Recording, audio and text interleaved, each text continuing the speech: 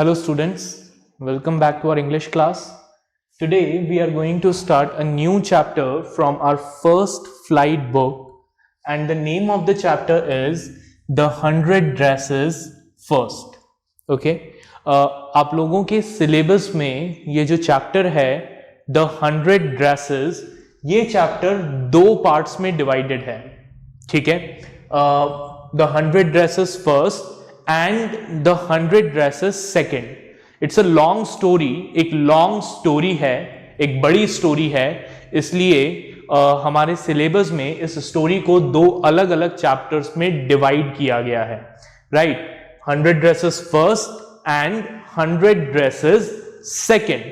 तो आज जो हम चैप्टर डिस्कस करेंगे वो है The 100 Dresses Part 1. ओके? तो अपनी बुक ओपन करें और मेरे साथ रीड करें. So before we read, how do we जज the people around us? By their money, wealth and possessions, और is there something of more enduring value to look for in a person? हम हमारे आसपास के लोगों को कैसे जज करते हैं?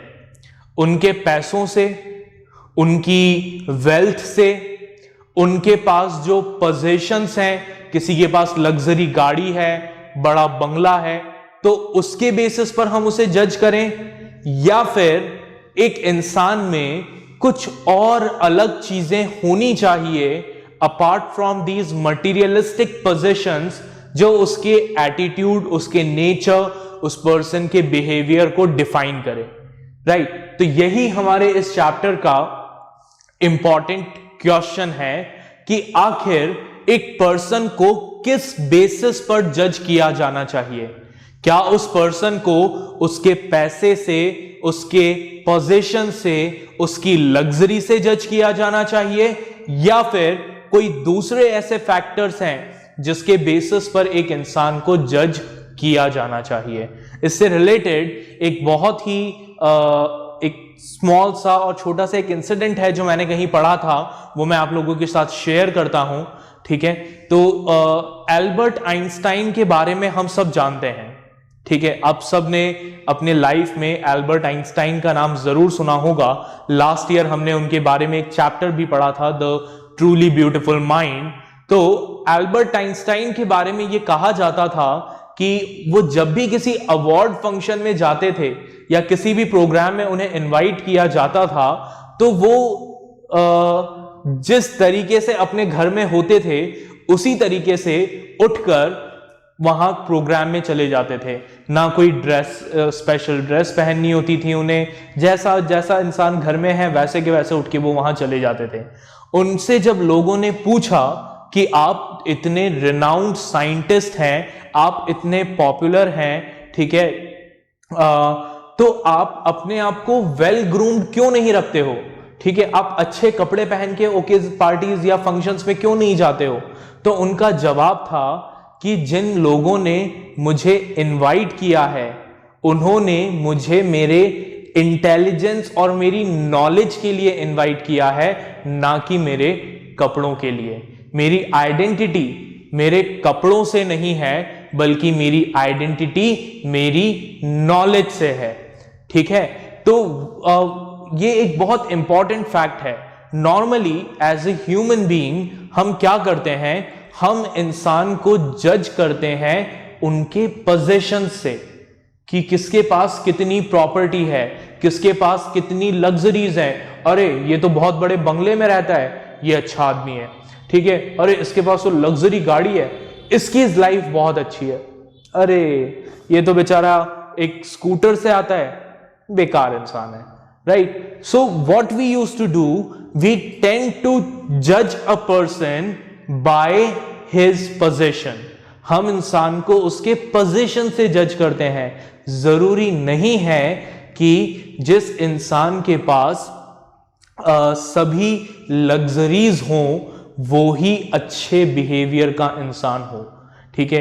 एक गरीब इंसान अक्सर बिहेवियर में अमीरों से अच्छा पाया गया है. ठीक है, तो स्टार्ट करते हैं हमारी स्टोरी को। This story is a sensitive account of how a poor young girl is judged bye her classmates. इस स्टोरी में ये बताया गया है कि कैसे एक पुअर यंग गर्ल को उसके क्लासमेट्स जज करते हैं। Wanda Petronski is a young Polish girl who goes to school with other American children in an American town. हमारी स्टोरी की जो सेंट्रल कैरेक्टर है जिसके अराउंड हमारी स्टोरी रिवॉल्व करती है उसका नाम है वांडा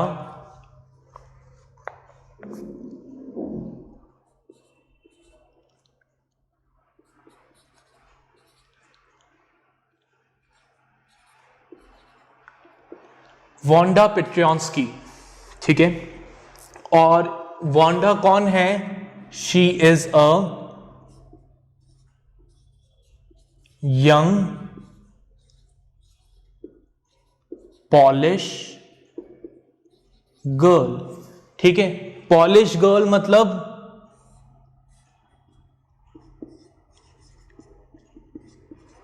नेटिव ऑफ पोलैंड, जो कहां से बिलोंग करते हैं? पोलैंड से बिलोंग करते हैं। So Wanda Petronski is a young Polish girl जो दूसरी अमेरिकन गर्ल्स के साथ कहां पढ़ती है? अमेरिकन टाउन में, अमेरिका के एक स्कूल में पढ़ती है। These other children see Wanda as different in many ways. अब वांडा के जो और दूसरे क्लासमेट्स हैं जो अमेरिकन चिल्ड्रन हैं वो वांडा को एक आउटसाइडर की तरह ट्रीट करते हैं because she is a Polish American. वो एक पॉलिश अमेरिकन गर्ल है। ठीक है, can you guess how they treat her? क्या आप अंदाजा लगा सकते हैं उसके साथ किस तरीके का ट्रीटमेंट होता होगा? Obviously we are talking about racism here. ठीक है, हम यहाँ पे रेसिज्म की बात कर रहे हैं कि भाई हम अमेरिकन हैं, तुम अमेरिकन नहीं हो तो तुम्हारे साथ भेदभाव होगा। ठीक है, हम तुम्हें अच्छे से ट्रीट नहीं करेंगे। We will not consider you equal to ourselves, right? चलिए स्टार्ट करते हैं हम हमारी स्टोरी को। Let's begin. Today Monday, Wanda Petronski was not in her seat. आज मंडे का दिन है और वांडा पेट्रियंस्की अपनी सीट पर नहीं है। कौन सी सीट? क्लासरूम की सीट पर नहीं है। She is absent. But nobody, not even Peggy and Madeline, the girl who started all the fun, noticed her absence. लेकिन वांडा क्लास में नहीं है, लेकिन किसी ने इस बात पर नोटिस, फोकस ही नहीं किया that Wanda is not in class, कि वांडा क्लास में नहीं है। इवन पैगी और मैडलाइन, पैगी और मैडलाइन, ठीक है, अगेन हमारे दो कैरेक्टर्स हैं स्टोरी के जिनके बारे में हम आगे पढ़ेंगे, जिन्होंने सारा मजाक शुरू किया था, उन दोनों ने भी नोटिस नहीं किया that Wanda is not in class. ठीक है, अब कौन से मजाक की यहां पर बात हो रही है? ठीक है, पैगी और मैडलाइन कौन है? ठीक है, ये हम अभी आगे इसमें डिस्कस करेंगे। तो मैं यहां पर लिख देता हूं पैगी एंड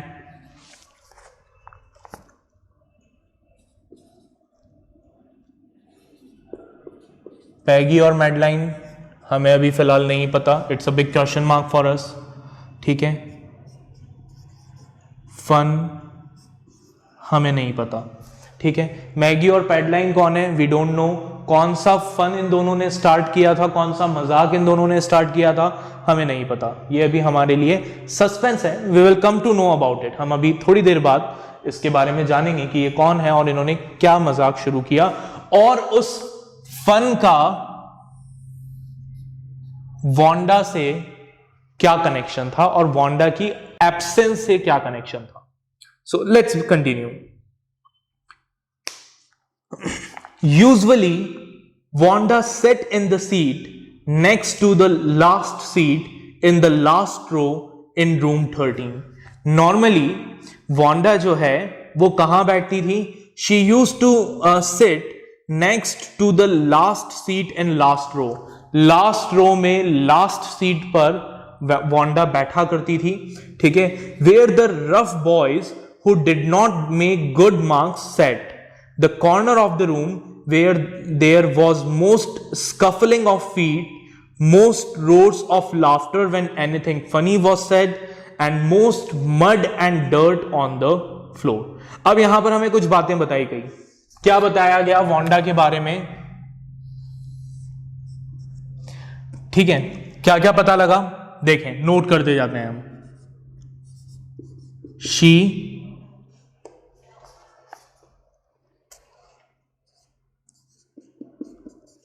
sits on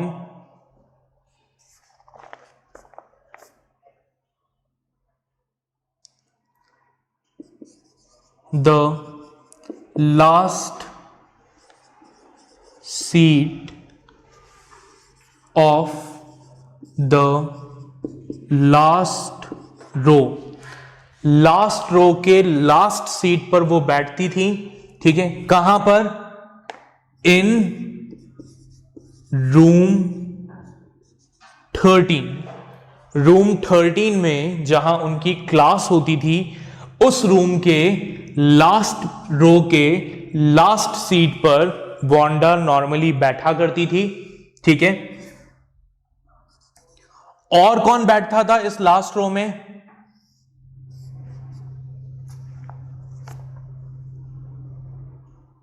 ठीक है, this last row is for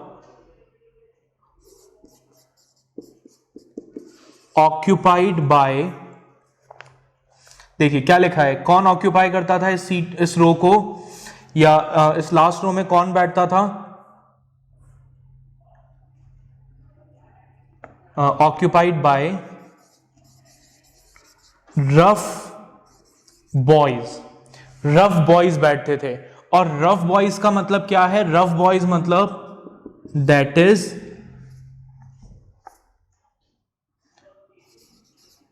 boys who do not make good marks। वो बच्चे जिनके एग्जाम्स में अच्छे नंबर नहीं आते थे, जिनका पढ़ाई लिखाई से कोई लेना देना नहीं होता था, वो लोग लास्ट रो में बैठते थे। और उसी लास्ट रो की लास्ट सीट पे कौन बैठता था?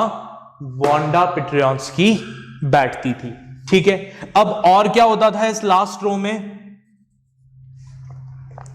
ठीक है, देखिए क्या लिखा है,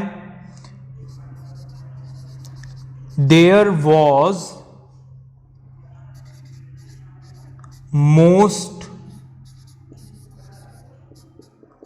स्कफलिंग ऑफ फीट, ठीक है।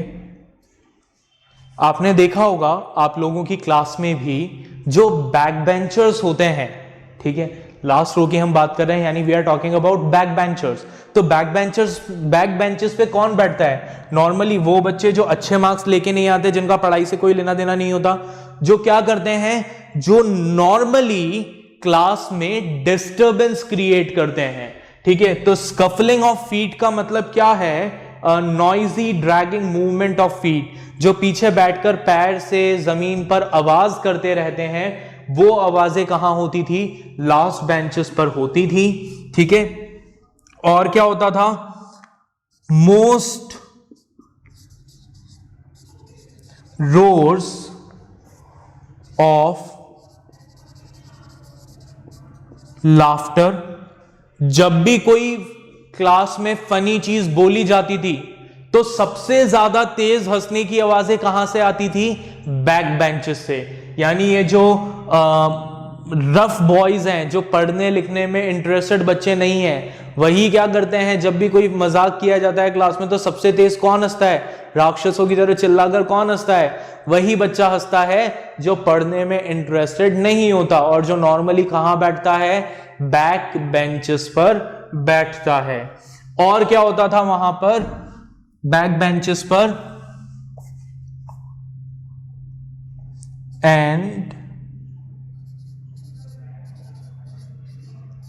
Most mud and dust on floor. ठीक है, सबसे ज्यादा मड, कीचड़ और गंदगी कहां होती थी? उन लास्ट बेंचेस पर होती थी। तो इस तरह का एनवायरनमेंट जहां पर पढ़ने वाले बच्चे नहीं बैठते थे, जहां पर हमेशा बच्चों के शरारतों की, डिस्टर्बेंस की, पैरों की आवाजें आती रहती थी, जो सबसे ज्यादा चिल्लाते थे जब भी कुछ फनी बोला जाता था, जहां पर बहुत मड और डस्ट रहती थी। ठीक है, उन सब के बीच में वांडा बैठा करती थी। ठीक है, आगे बढ़ते हैं। Wanda did not sit there because she was rough and noisy. अब आप लोगों को ऐसा लग रहा होगा कि वांडा इन सब लोगों के बीच में बैठती है तो डेफिनेटली वांडा भी क्या होगी? रफ गर्ल होगी, मतलब वो भी पढ़ाई लिखाई में अच्छी नहीं होगी, उसको भी शैतानियां करती रहती होगी। ठीक है, बट ऐसा नहीं था। ठीक है, वांडा ऐसी लड़की नहीं थी। Wanda did not sit there because she was rough and noisy. वो वहां इसलिए नहीं बैठती थी बिकॉज वो रफ थी या नॉइजी थी। ठीक है, on the contrary she was very quiet and rarely said anything at all. On the contrary वो क्या रहती थी? हमेशा चुप रहती थी, कभी भी कुछ भी नहीं बोलती थी। She was very quiet and rarely said anything at all and nobody had ever heard her laugh out loud. और आज तक किसी ने भी वांडा को जोर से हंसते हुए नहीं सुना था। Sometime she twisted her mouth into a crooked sort of smile. कभी कभी वो अपने लिप्स को इस तरह अजीब से तरीके से बैंड करके स्माइल जरूर करती थी, अपने लिप्स को मोड़कर स्माइल जरूर करती थी, बट दैट वाज ऑल। लेकिन किसी ने उसको जोर से तेज तेज आवाज में हंसते हुए नहीं सुना था। Nobody knew exactly why Wanda sat in that seat. किसी को नहीं पता था। ठीक है, इस मिस्ट्री का राज किसी को नहीं पता था कि वांडा इन सब बच्चों के साथ क्यों बैठती थी, रफ बॉयज के साथ लास्ट बेंच पर क्यों बैठती थी। Unless it is because she came all the way from Boggins Heights and her feet were usually caked with dry muds. But सबको ऐसा लगता था कि वांडा जो है वो लास्ट बेंचेस पर इसलिए बैठती है बिकॉज वो कहां से आती है? वो बॉगिन्स हाइट से आती है। बॉगिन्स हाइट क्या है? एक जगह है। ठीक है,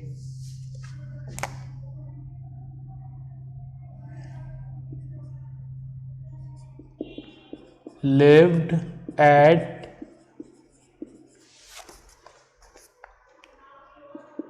Boggins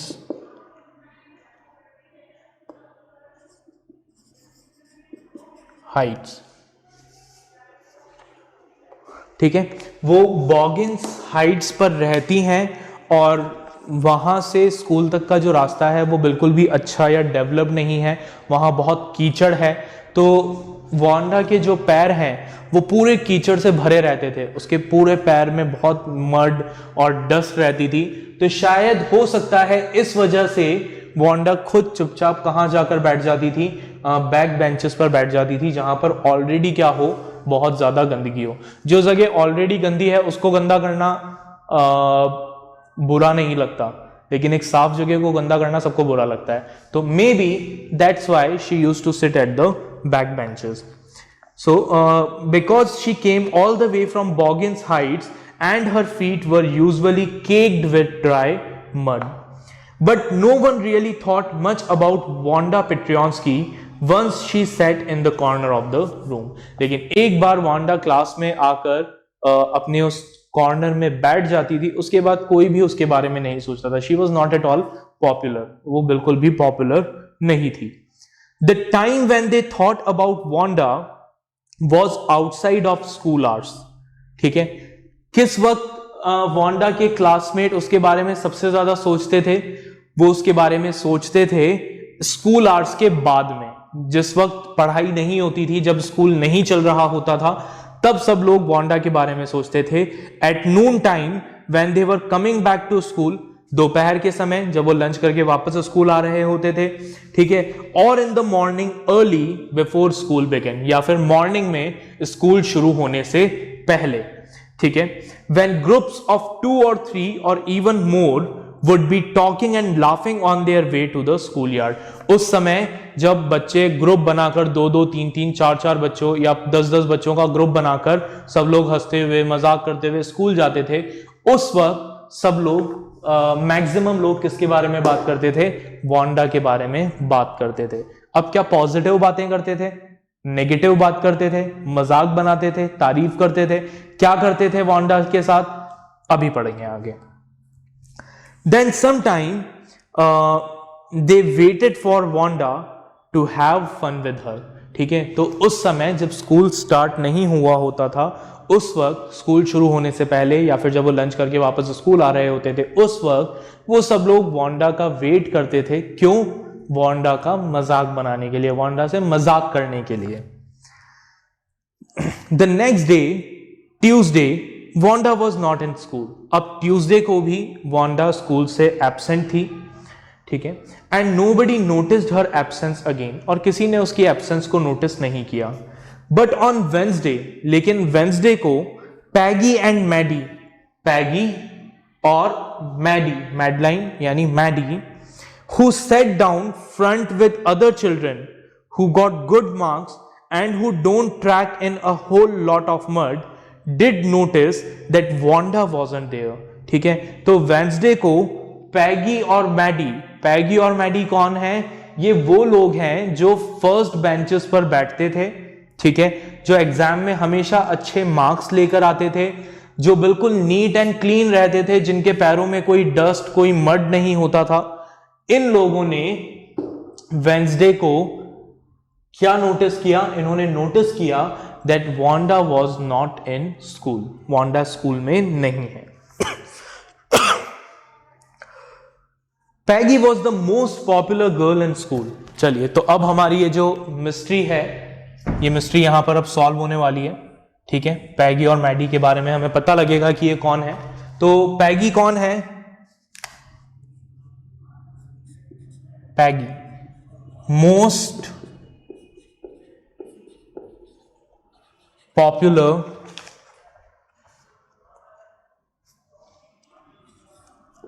girl in school, school की सबसे पॉपुलर गर्ल है, ठीक है। शी वॉज प्रिटी, बहुत सुंदर है, ठीक है। She had many pretty clothes, इसके पास बहुत सारे कपड़े हैं, ठीक है, सुंदर सुंदर कपड़े हैं। And her hairs were curly, और कर्ली हेयर्स हैं, ठीक। तो लिख देते हैं यहां पे, ठीक है। She was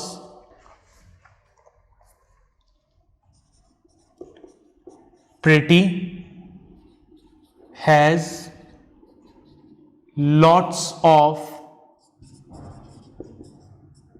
pretty clothes and curly hairs, ठीक है। सबसे पॉपुलर गर्ल है स्कूल की, बहुत सुंदर है, बहुत सारे सुंदर सुंदर महंगे महंगे कपड़े हैं और कर्ली हेयर्स हैं, ठीक है। Maddy was her closest friend, और मैडलाइन या मैडी कौन है?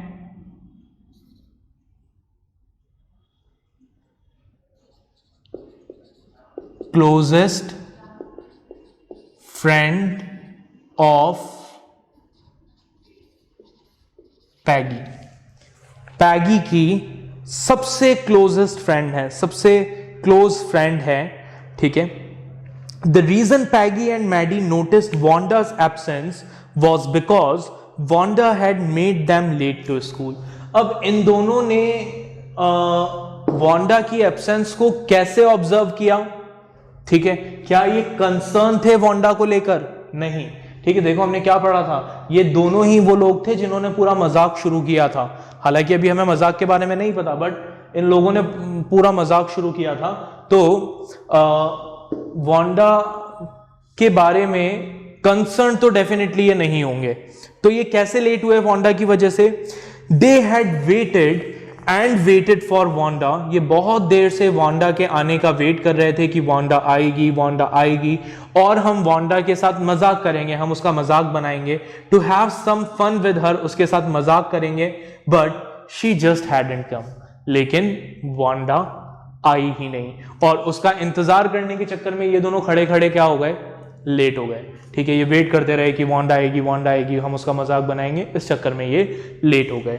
They often waited for Wanda Petronsky to have fun with her. ये अक्सर वांडा का वेट करते थे उसके साथ मजाक करने के लिए, उसका मजाक बनाने के लिए। कैसे मजाक बनाते थे, कैसे उसके साथ मजाक करते थे, ये सब हम नेक्स्ट लेक्चर में डिस्कस करेंगे।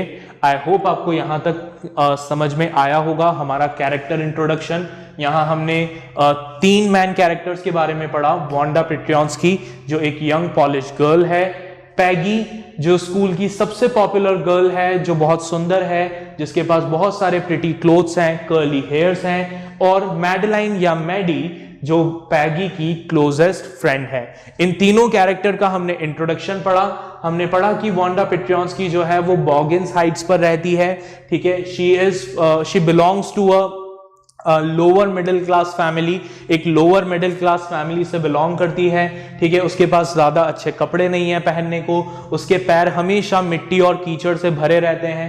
ठीक है, और वो हमेशा लास्ट बेंच पर बैठती हैं। तो अभी तक हमने द 100 ड्रेसेस पार्ट 1 के जो हमारे मेन कैरेक्टर्स हैं उनका इंट्रोडक्शन देखा है।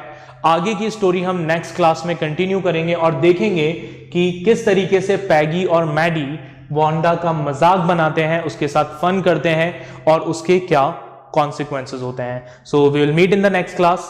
Bye everyone.